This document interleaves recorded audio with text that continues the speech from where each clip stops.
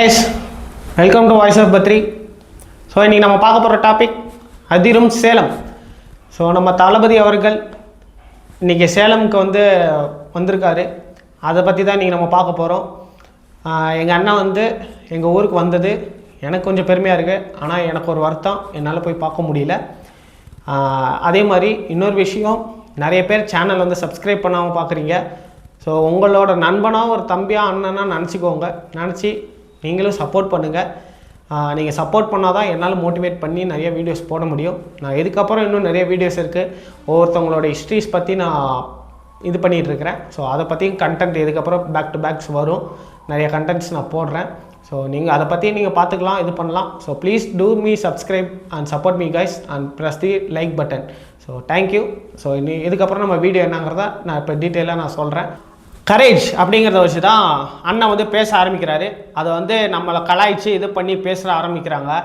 அப்படிங்கிற ஒரு இதுனா அந்த விஷயந்தான் நம்மளை கிண்டலும் கேலியும் பண்ணி பேசினவங்களுக்காக நம்ம அதே விஷயத்தை நம்ம இன்றைக்கி ஸ்டார்ட் பண்ணுறோம்.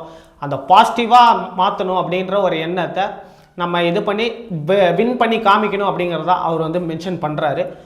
அங்கேருந்து அந்த பவர் ஸ்டார்ட் ஆன ஒரு விஷயத்தை அவர் சொல்கிறாரு. அப்படி என்ன வந்ததுன்னா, அந்த விஷயம் என்ன விஷயங்கிறத அவர் மெயினாக ஆரம்பிக்கிறேன் அப்படின்னு சொல்லி ஆரம்பித்தார். விஜய் வீட்டை விட்டு வெளியே வா, விஜய் பனையூரை விட்டு வெளியே வா அப்படின்னு சொல்லி எல்லாமே சொல்கிறாங்க. ஆனால் அவங்களுக்கு அண்ணன் திரும்ப கேட்குறாரு, இதனால் என் வீடு எதுன்னு தெரியுமா, என் வீடு எதுன்னு தெரியாமல் நீங்கள் பேசிகிட்டு இருக்கிறீங்க அப்படின்னு அவர் சொல்கிறாரு.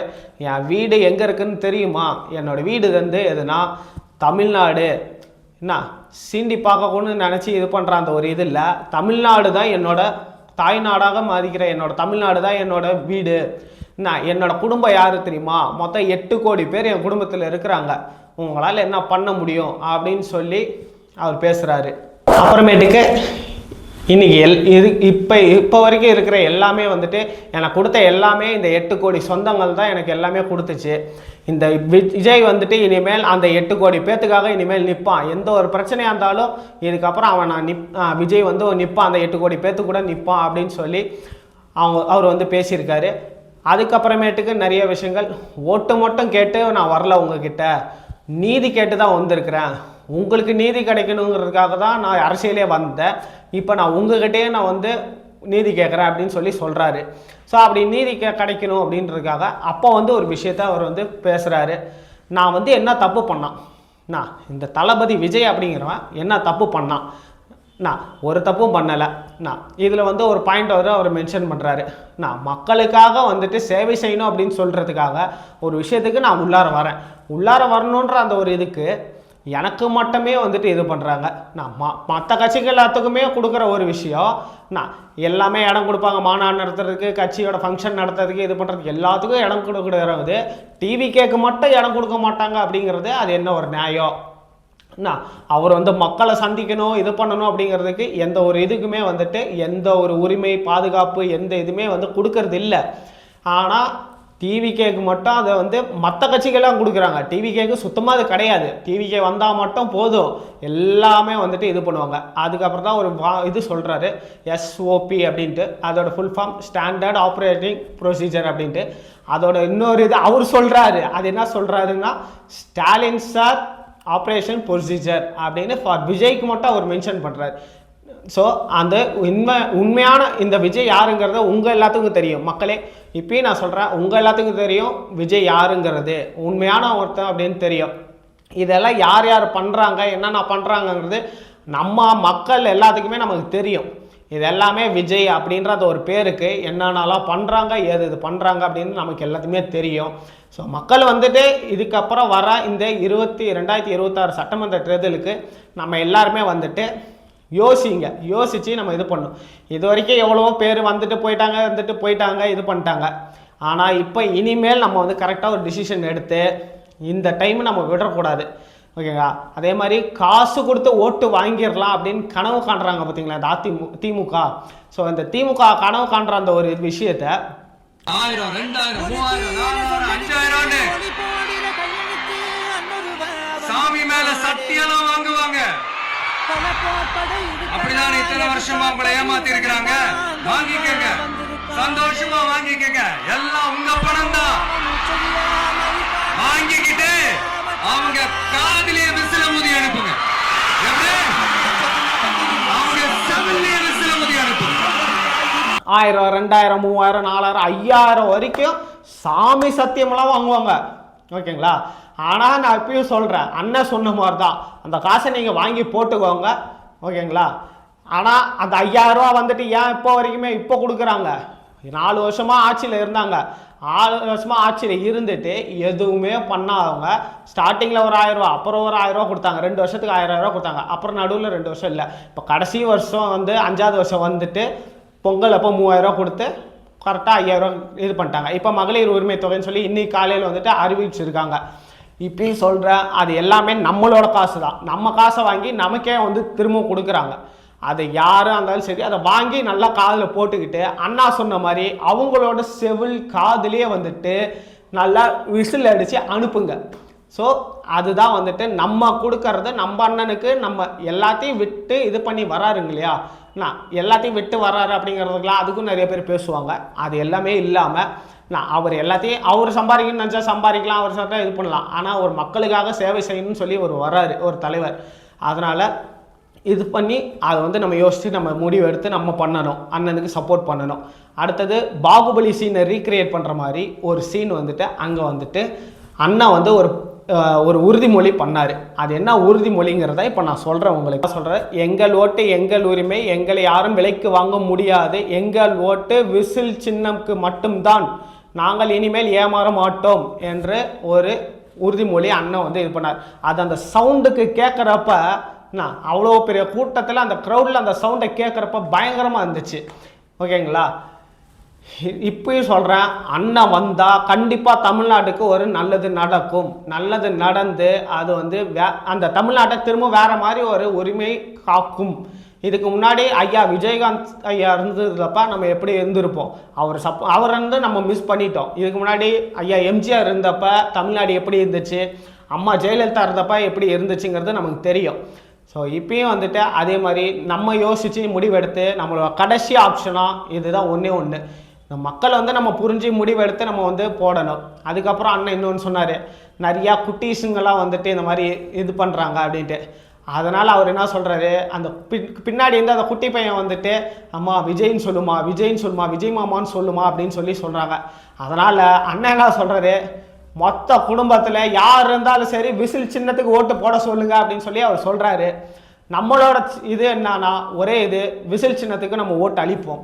நம்ம காக்கணும், தமிழ்நாட்டை காக்கணும், தமிழ்நாட்டுக்கு ஒரு சட்டம் வேணும், இது பண்ணணும் அப்படின்றதுனா அதனால் அவங்க வரணும்.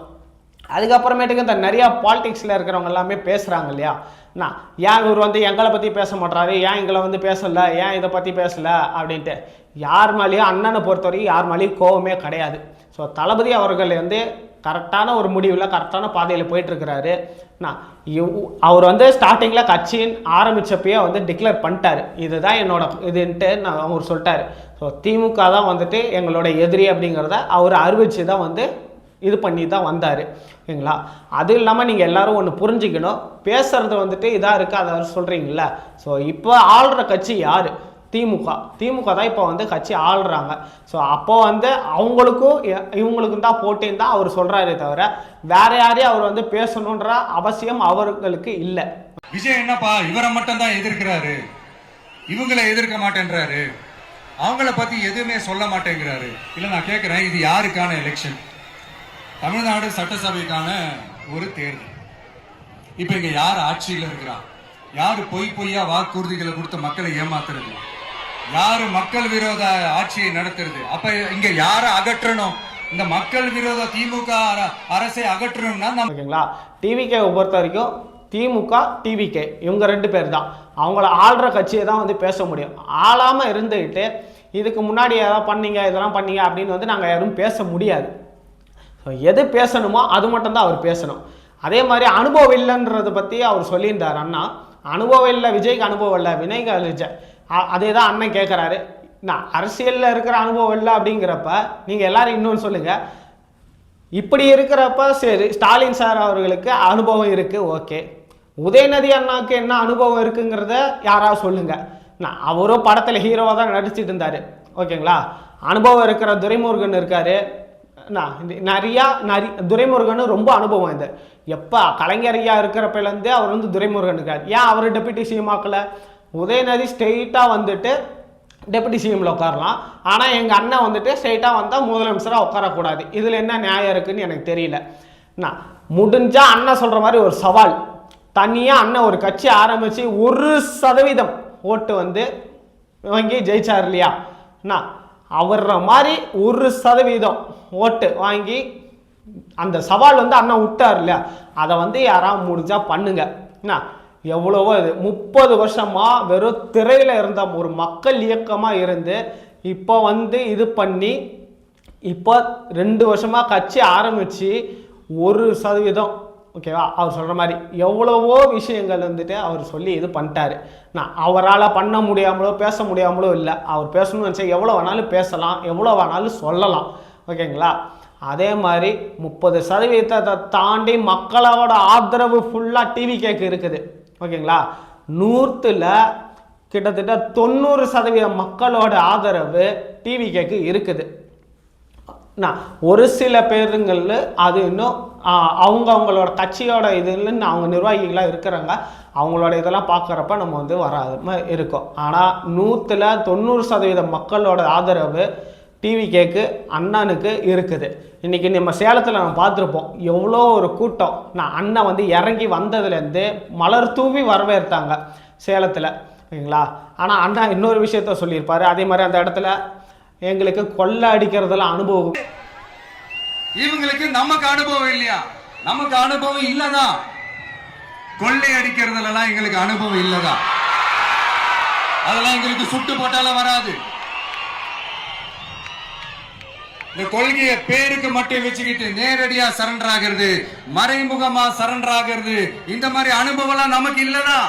அதுவும் நமக்கு சுட்டு போட்டாலும் வராது இல்லை. அது எங்களுக்கு சுட்டு போட்டாலும் வராது.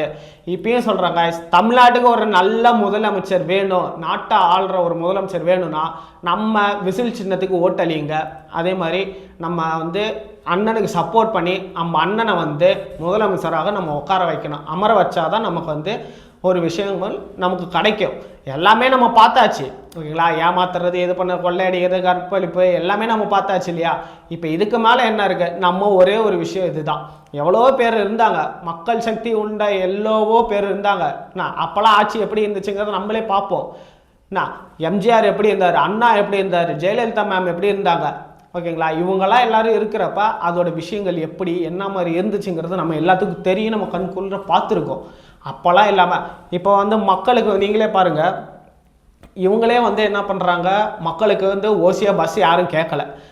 பெண்களுக்கு ஓசியாக பஸ்ஸு கொடுத்தேன், வந்து இலவசமாக பஸ்ஸு கொடுத்தேன்னு சொல்லிட்டு இவர் அமைச்சர் என்ன பேசுகிறாரு, நீங்கள் என்னது ஓசியில் போகிறேன்னு சொல்லி பேசுகிறாங்க. இதுதான் நீங்கள் பஸ்ஸு கொடுக்குற லட்சணமா? மக்கள் வந்து கேட்டாங்களா, பெண்கள் எங்களுக்கு வந்து இலவசமாக பஸ்ஸு கொடுங்க, இது பண்ணுங்க அப்படின்னு சொல்லி கேட்டாங்களா? இலவசமாக கொடுக்குறேன்னு சொல்லிட்டு அங்கே இலவசமாக கொடுத்துட்டு இங்கே எல்லாத்தையும் கொள்ளை அடித்து இங்கே எல்லாமே இது பண்ணுறாங்க. ஓகேங்களா, நீங்கள் எல்லாமே நல்லா யோசிச்சு பாருங்கள். எதுக்கு இலவசங்கிறது ஒன்று கொடுக்கணும்? உங்களோட காசை எடுத்து உங்களுக்கே வந்து இலவசம் கொடுத்துட்டு இங்கிட்டு கரண்ட் பில் வந்து காசு கொள்ளடிக்கிறது, அரிசி பருப்பு இதில் இருக்க எல்லாத்தையும் இது பண்ணி கொடுக்கறது. நம்ம எதுக்குமே இலவசன்றதை ஃபஸ்ட்டு வந்துட்டு மக்கள் எல்லாத்தையுமே விடணும். இலவசங்கிறதே இதில் இருக்கக்கூடாதுங்க. ஓகேங்களா, நல்லா புரிஞ்சுக்கோங்க. ஒருத்தர் இலவசமாக கொடுக்குறாங்கன்னா அது பின்னாடி விளைவுகள் எங்கே இருக்குங்கிறத நீங்கள் நல்லா புரிஞ்சுக்கோங்க. இலவசம் கொடுத்த இடத்துல இருந்துட்டு 4 வருஷத்துக்கு முன்னாடி கரண்ட்டு பில்லுங்கிறது எவ்வளோ இருந்துச்சு, 4 வருஷத்துக்கு அப்புறம் இப்போ 4 வருஷமாக கரண்ட்டு பில் எப்படி இருக்குங்கிறத நீங்கள் யோசிச்சு பாருங்கள். சரிங்களா, எதுவுமே யோசிக்காமல் நம்ம வந்துட்டு திரும்பவும் வந்து 2026 ஒரு தப்பு பண்ணோம்னா திரும்பவும் தமிழ்நாடு ரொம்ப பின்னோக்கி போயிடும். ஓகேங்களா, அதே மாதிரி நிலை அப்படின்னா தமிழ்நாடு நிலைச்சி வரணும் அப்படின்னா 100% வந்துட்டு நம்மளோட அண்ணனோட தூய சக்தியான டிவிக்கே வந்து ஆட்சி பெறணும். தீய சக்தியை நம்ம தவிர்த்தே ஆகணும் கைஸ். நம்ம வந்து தவிர்த்து இது பண்ணாதான் வந்து நம்மளால் வந்துட்டு போராடி இது பண்ண முடியும். அதே மாதிரி வந்துட்டு தமிழ்நாடு வந்துட்டு எவ்வளவோ பின்னாடி போயிட்டுருக்கு. அப்புறம் ஸ்டாலின் ஐயன் வந்து சொல்லுவார், தமிழ்நாடு வந்து டெல்லிக்கு அவுட் ஆஃப் கண்ட்ரோலு. நான் ஸ்டாலின் சார் எதில் அவுட் ஆஃப் கண்ட்ரோலுங்கிறதெல்லாம் நான் சொல்லட்டுமா அப்படின்னு அண்ணன் வந்து சொல்லுவார். தமிழ்நாடு எப்பவுமே டெல்லிக்கு அவுட் ஆஃப் கண்ட்ரோல் அப்படின்ட்டு ஸ்டாலின் சார் அடிக்கடி சொல்லுவாங்க. ஸ்டாலின் சார் எது எதுலாம் அவுட் ஆஃப் கண்ட்ரோல் இப்ப நான் கொஞ்சம் சொல்லட்டுமா? முதல்ல சட்டம் ஒழுங்கெல்லாம் அவுட் ஆஃப் கண்ட்ரோல், பெண்கள் பாதுகாப்புல அவுட் ஆஃப் கண்ட்ரோல், இளைஞர்கள் வேலை வாய்ப்புல அவுட் ஆஃப் கண்ட்ரோல், மொத்தத்தில் அவரோட ஆட்சியே ஒரு அவுட் ஆஃப் கண்ட்ரோல். சட்டம் ஒழுங்குல வந்து உண்மையாலுமே சட்டம் ஒழுங்குல ஸ்டாலின் சார் அவுட்டு தான், அவுட் ஆஃப் கண்ட்ரோல். பெண்கள் பாதுகாப்பு இருக்குன்றாங்க, பெண்களுக்கு என்ன பாதுகாப்பு இருக்குதுங்கிறது எனக்கு தெரியல. இளைஞர்களுக்கு வேலை வாய்ப்பு இருக்கிறதுங்கிறது என்ன இருக்குங்கிறது இல்லை, தூய்மை பணியாளர்களுக்கு என்ன இருக்குங்கிறது அவங்க தான் இது இல்லை, ஃபுல்லாக அவுட் ஆஃப் கண்ட்ரோல். தமிழ்நாட்டில் நடக்கிற எல்லா பிரச்சனைக்குமே டிஎம்கே வந்து ஃபுல்லாக அவுட் ஆஃப் கண்ட்ரோல் தாங்க. நான் வந்து இது டிஎம்கேல வந்துட்டு ஒரு சில பேர் நல்லவங்க இருப்பாங்க இல்லையா, அவங்கள நம்மளால் எதுவும் சொல்ல முடியாது ஓகேங்களா. ஒரு சில பேர் இந்த மாதிரி பண்ணுறாங்க ஓகேங்களா. அந்த மாதிரி நிறைய நடக்குதுங்க. என்னன்னா சொல்கிறாங்க, ஒரு பெட்ரோல் பங்க்கில் என்னென்னா டிஎம்கே கார் கொடியை போட்டு வந்தவங்க திடீர்னு வந்துட்டு அவங்க ஒரு காது கேட்காத ஒரு மனிதன் வந்து ஹாரன் அடிச்சிருக்காங்க, அவர் நவுத்தலையா, காது கேட்கல அப்படின்னு சொன்னதுக்கே அவரை பிடிச்சி அடைச்சிருக்காங்க. அதுக்கப்புறம் அண்ணன் கேட்குற மாதிரி தொழிலாளர்கள் போராட்டம், ஆசிரியர்கள் போராட்டம், தூய்மை பணியாளர்கள் போராட்டம், பெண்களுக்கு உண்டான இது அங்கன்வாடியோட இதை பற்றி பேசினார், செவிலியர்கள் போராட்டம்னு, மருத்துவர்கள் போராட்டம், மாற்றுத்திறனாளிகள் போராட்டம் சொல்லி, அரசு ஊழியர்கள் போராட்டம், ஆசிரியர்கள் போராட்டம் சொல்லி எவ்வளவோ நடந்துட்டுருக்கு. இடைநிலை ஆசிரியர்கள் போராட்டம், பகுதி நேர ஆசிரியர்கள் போராட்டம் எவ்வளவோ போயிட்டுருக்குது ஓகேங்களா. மக்கள் வந்து மகிழ்ச்சியாக இருக்கணும்னா இந்த போராட்டம்லாம் நடந்திருக்கவே கூடாது. மக்கள் வந்து சந்தோஷமாக இருந்தாங்கன்னா பொங்கல் வச்சு கொண்டாடுறது, பட்டாசு வெடிச்சு கொண்டாடுறது இதுதான். இதில் வந்து போராட்டம் நடத்தி தான் இந்த ஆட்சியில் வந்துட்டு 4 வருஷமாக போராட்டங்கள் தான் நடந்துகிட்ருக்கு. இதே மாதிரி வந்துட்டு வேலை பிரச்சனையாக இருக்குது, தொழில் பிரச்சனையாக இருக்குது, இடம் பிரச்சனை, விலைவாசி பிரச்சனை, தண்ணி பிரச்சனை, கரண்ட்டு பிரச்சனை, பஸ்ஸு வசதி இல்லைங்கிற பிரச்சனை, ரோடு பிரச்சனை, இந்த மாதிரி ஏகப்பட்ட பிரச்சனை இருக்குதுங்க.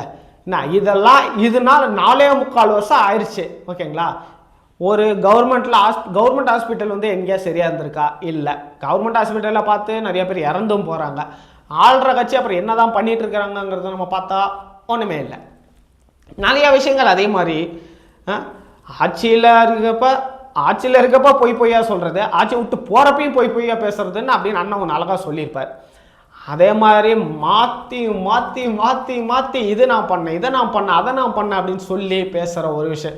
2022 வந்துட்டு 70% வாக்குறுதியை நிறைவேற்றிட்டேன்னு சொல்லி அவர் சொன்னார். மு.க. ஸ்டாலின் அவர்கள் சார் வந்து சொல்லியிருந்தார். அதே மாதிரி கொள்கை இதை வந்துட்டு நிறைவேற்றியாச்சு. இந்த வருஷம் வந்து 505 வந்துட்டு 404 வாக்குறுதி வந்துட்டு இது பண்ணியாச்சு அப்படின்னு சொல்லி வாக்குறுதிகள் நிறைவேற்றியாச்சு, 80% வந்து நிறைவேற்றியாச்சு அப்படிங்கிறத சொன்னார். என்னென்ன வேணுமோ எல்லாமே சொன்னால் மக்கள் வந்து நம்பிடுவாங்க அப்படிங்கிறத வந்துட்டு நம்ம ஆளுங்க வந்து கரெக்டாக அதை வந்து சொல்லிட்டு போயிடுறாங்க. ஆனால் மக்கள் வந்துட்டு எல்லாத்துக்குமே தெரியும், இதுதான் தெரியாது அதுதான் தெரியும் அப்படிங்கிறத சொல்கிறேன் அப்படின்னு சொல்லிட்டு ஒன்று சொல்லுவார், புழுகர் பெருமானே ஓகேங்களா. அது வந்து என்ன ஆனால் வந்துட்டு அந்த ஆகாச புழுகையில் வந்துட்டு எவ்வளோலாம் சொல்லுமோ அவர் வந்து நிறையா சொல்லுவார்.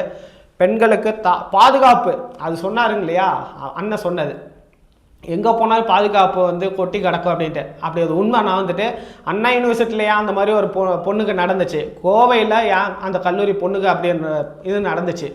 அதுக்கப்புறமேட்டுக்கு பாதுகாப்பு சட்டம் ஒழுங்காக இருக்குது அப்படின்னு வைங்களேன். அதே மாதிரி சட்ட ஒழுங்கு இருக்குது அப்படின்னு சொல்லியிருந்தீங்கன்னா அது எதுக்காக வந்துட்டு சட்டம் ஒழுங்கில் அந்த மாதிரி வந்துட்டு இது பண்ணோம். என்ன 1000க்கும் மேலே இருக்கிற போக்சோ கேஸுகள் வந்து பெண்களுக்கு மேலே பாதிப்பு இருக்குன்னா ஏன் நடந்துச்சு?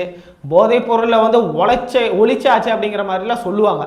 என்ன போதைப் பொருளுக்கு ஒழிச்சாச்சுன்னா அது ஏன் வந்துட்டு இப்படி இதாகிட்டு இருக்குது? அப்படி அதுக்கு ஒரு எக்ஸாம்பிள் வந்து இப்போ நான் கொஞ்ச நாளைக்கு முன்னாடி நம்ம சொல்லியிருந்தோம் இல்லையா, திருத்தணியில் வந்துட்டு ரயில்வே ஸ்டேஷனில் சிறுவர்கள் வந்துட்டு இந்த மாதிரிலாம் பண்ணியிருந்தாங்கட்டு. சட்டம் ஒழுங்கு கரெக்டாக இருந்தாலே எதுவுமே இல்லை. அதுக்கப்புறம் அண்ணன் கேட்டார் டிஜிபி வந்து அப்படின்னு சொல்லி, எங்கே அந்த டிஜிபி எங்கே போனார் அப்படிங்குது. சும்மா ஒரு ஆக்டிங் ஆஃபீஸரை வச்சுக்கிட்டு எல்லாமே இது பண்ணிட்டு சட்டம் இது பண்ணால் சட்டம் ஒழுங்கு சந்தி சிரிக்குது சட்டம் ஒழுங்கு தமிழ்நாட்டில் ஓகேங்களா. அதே மாதிரி வந்துட்டு நிறைய விஷயங்கள் நம்ம பேசணும் இது பண்ணோம். நீ வந்து என்ன பண்ண போகிற அப்படிங்கிறத கேள்வி கேட்போம் இல்லையா அப்படிங்கிறத நம்ம எல்லாருமே இது பண்ணுவோம். மக்களோட அடிப்படை தேவைகள் எல்லாத்தையும் நம்ம அண்ணன் வந்து கண்டிப்பாக பண்ணி கொடுப்பாரு. அதை தேடி போய் இது பண்ணுறது தான் வந்துட்டு ஃபஸ்ட் அஜெண்டாவாக டிவிகேல அண்ணன் வந்து இது பண்ணியிருக்காரு. அதே மாதிரி தேர்தல் அறிக்கையும் வந்துட்டு ரெடி ஆகிட்டு இருக்குது. கொஞ்சம் வெயிட் பண்ணுங்கள், கூடிய சீக்கிரத்தில் விரைவில் வரும்.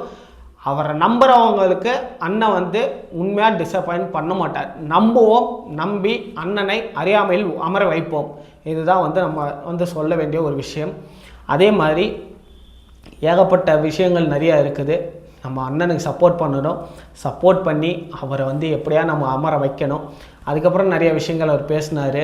சாத்தியமே இல்லாத ஒரு விஷயங்கள்லாம் வந்துட்டு வாக்குறுதியாக வந்து அண்ணன் கொடுக்க மாட்டார். அதுக்கு நானும் சொல்கிறேன், அண்ணன் வந்து சாத்தியமே இல்லாத ஒரு விஷயங்களில் அவர் வாக்குறுதி கொடுக்க மாட்டார். அண்ணன் சொல்கிற மாதிரி நிறையா விஷயங்கள் வந்துட்டு அவர் நமக்காக அவர் போராடுறாரு. போராடி நமக்கான ஒரு உரிமையை நமக்காக பெற்று தருவார் அவர். அதை வந்து நம்ம வந்து இது பண்ணுவோம். ஓகேங்களா? நம்ம மட்டும் சொல்லிகிட்டு இருந்த ஒரு விஷயத்த உலகமே சொல்லிகிட்டு இருக்கிற ஒரு விஷயம், 2 பேர்த்துக்கு தான் போட்டி. ஒன்று டிஎம்கே, இன்னொன்று டிவிகே. ஸோ டிவிகே டிஎம்கே, தூய சக்தி டிவிகே, இன்னொன்று தீய சக்தி டிஎம்கே. இந்த 2 பேர்த்துக்கு தான் களத்தில் போட்டி. மற்றவங்களுக்கு போட்டி இல்லையா அப்படிங்கிறது இங்கே வந்து இல்லை. அது அவங்கவுங்களோட இதுக்கு அவங்களுக்கு தெரியும். நம்மளோட இது என்ன ஆகுதுன்னா டிவிகே வெர்சஸ் டிஎம்கே அப்படிங்கிறத மட்டும் தான். ஓகேங்களா? அதே மாதிரி நிறைய விஷயங்கள் இருக்குது. இதெல்லாம் வந்து நம்ம யோசித்து முடிவெடுத்து நம்ம தான் வந்து இது பண்ணோம். So once again thank you guys. எல்லோரும் சப்போர்ட் பண்ணுங்கள். அண்ணனை வந்து அறியாமையில் நம்ம அமர்த்துறோம், இது பண்ணுறோம். நம்மளோட கடைசி நம்பிக்கையை வந்துட்டு இது பண்ணுறது தான் வந்துட்டு. இது ஏகப்பட்ட பிரச்சனைகள் இருக்குது இந்த திமுகவில் வந்துட்டு. இப்போ கொஞ்ச நாளைக்கு முன்னாடி கூட ஒரு நியூஸு, சேகர் பாபு அவர்கள் வந்துட்டு ரவுடிங்கள்லாம் வச்சு மிரட்டி அடித்தார் அப்படிங்கிறது. அதெல்லாம் வந்துட்டு என்னங்கிற ஒரு இது பண்ண முடியல. நீங்கள் எல்லாருமே யோசிங்க, சரிங்களா?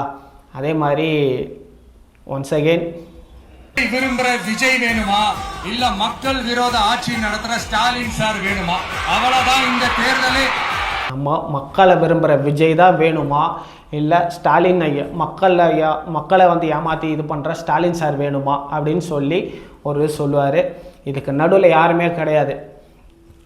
என் நெஞ்சில் குடியிருக்கும் சேலம் மக்களே, என் நெஞ்சில் குடியிருக்கும் சேலம் மக்களே அப்படின்னு சொல்லி ஒன்று சொல்லுவார்.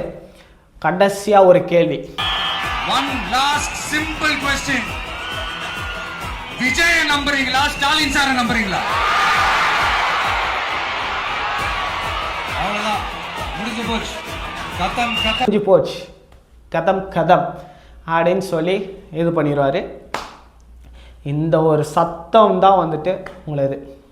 ஓகேங்களா? அதே மாதிரி அந்த டிஎன்பிசி எக்ஸாம் வந்துட்டு குரூப் 2 இந்த போன லாஸ்ட் வீக் இந்த டிஎன்பிஎஸ்சி இந்த எக்ஸாம்ஸ், இந்த குரூப் 2 எக்ஸாம்ஸ் அதை அனௌன்ஸ் பண்ணிட்டு உடனே அதை கேன்சல் பண்ணிட்டாங்க. இது உலகத்துக்கு எல்லாருக்கும் தெரியும். கேன்சல் பண்ணிட்டு ரொம்ப சிம்பிளா டெக்னாலஜி இதோ சம் ஃபால்ட், டெக்னிக்கல் ஃபால்ட் அப்படின்னு சொல்லி அதை கடந்து போயிட்டாங்க. இத்தனை வருஷமா ராத்திரி பகலமா கஷ்டப்பட்டு படிச்சு எப்படியாவது நமக்கு அந்த வேலை கிடைக்காதான்னு அந்த எக்ஸாம்ஸை ஃபேஸ் பண்ண வந்த நம்மளுடைய தம்பி தங்கைகள் எவ்வளவு ஒரு மன உளைச்சலுக்கு ஆளாயிருப்பாங்க. அது யாராவது யோசிச்சு பாத்தீங்களா? அடுத்த இதே வந்துட்டு கேன்சல் பண்ணாங்க. கேட்டால் டெக்னிக்கல்லே ஏதோ ப்ராப்ளம் அப்படின்னாங்க. அதுக்கப்புறம் யாரோ ஒருத்தர் வேற ஒரு லேடியை வந்து அவங்க தலைவராக அந்த இதுக்கு நியமிச்சிருந்தாங்க. என்ன அதெல்லாமே யோசித்து நம்ம இது பண்ணி பார்க்கணும். எவ்வளவோ வந்து கஷ்டத்தில் அவங்க கண்ணு முழிச்சு அதெல்லாம் படிச்சிருப்பாங்க. டிஎன்பிசி வந்துட்டு நான் இவ்வளவோ. இன்னொரு விஷயம் வந்துட்டு எங்கள் ஊர் சேலம் தமிழன் பார்த்திபன் அண்ணா, உங்களுக்கு ரொம்ப சல்யூட்னா. இந்த ஒரு விழாவை வந்துட்டு நீங்கள் வந்து தனியாலாம் நின்று அதை ரெடி பண்ணி அவ்வளோ பேத்துக்கு பாதுகாப்பு கொடுத்து நீங்கள் வந்துட்டு இது பண்ணீங்க. அதுக்கு உண்மையாலுமே பார்த்திபன் அண்ணா, we salute for you. So நான் என்னைக்காச்சும் ஒரு நாள் அவங்கள மீட் பண்ணணுன்றது என்னோட ஒரு விருப்பம். நான் என்னைக்காச்சும் ஒரு நாள் உங்களை நான் பார்க்கணுன்னு நினைக்கிறேன். ஸோ அது என்னால் முடியும்னு நினைக்கிறேன். கண்டிப்பாக தமிழ்நாட்டோட நெக்ஸ்ட்டு முதலமைச்சராக தளபதி அவர்கள் நிற்பார்.